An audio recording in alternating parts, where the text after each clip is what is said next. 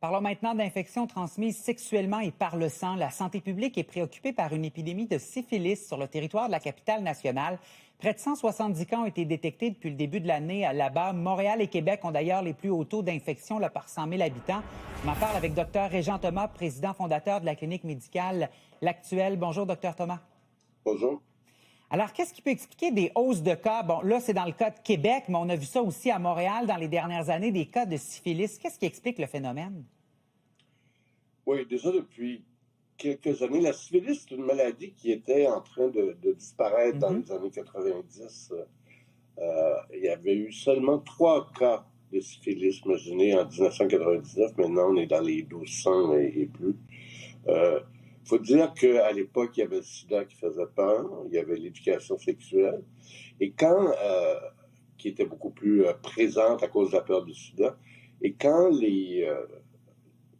le sida est arrivé avec des traitements et qu'on en parle moins, qu'il y a une baisse d'éducation sexuelle, une baisse des campagnes de prévention, il n'y en a pas tellement non plus. Alors, on a eu une augmentation de toutes les ITS, dont la syphilis. Et la syphilis, c'est particulier, c'est une maladie assez parfois difficile à diagnostiquer.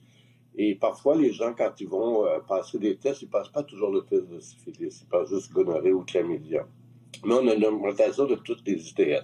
Donc, absence d'éducation sexuelle, absence de campagne de prévention, le sida qui ne fait plus peur, la vulnérabilité, l'itinérance aussi, c'est des contextes qui favorisent aussi parfois des échanges reliés à de l'argent. Alors, tous ces facteurs-là sont responsables de cette augmentation de cas de syphilis assez important. Et c'est quand même une maladie qui peut être grave, la syphilis. Ce qui est encore plus préoccupant, il y a des enfants, il y a plusieurs enfants qui sont nés dans les dernières années au Québec. Il y a une trentaine d'enfants qui sont nés avec la syphilis congénitale. Et souvent, ça, c'est des cas de mortalité ou de troubles assez sévères pour les enfants.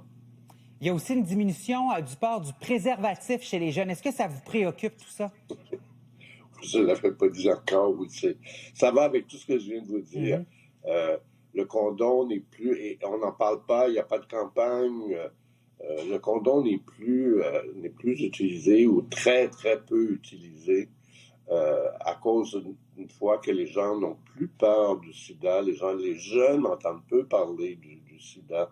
Pour eux, c'est une maladie d'une autre époque et il y a des traitements. Alors, effectivement, ça vient avec la baisse d'utilisation du condom. Par contre, il faut comprendre que des maladies comme syphilis, gonorrhée, chlamydia se transmettent par des contacts sexuels oraux aussi. Donc, même parfois avec l'utilisation du condom, c'est pas comme le VIH, on peut contracter ces maladies-là.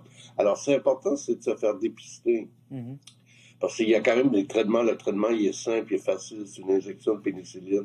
Donc, si vous êtes à risque, si vous avez eu des rapports sexuels, vous avez plusieurs partenaires, il faut se faire dépister régulièrement. Et ça aussi, les campagnes de dépistage, ils devraient en avoir plus ciblées, visant différents groupes. Docteur Thomas, merci d'avoir été avec nous et d'avoir fait de la sensibilisation avec nous ce matin. Merci.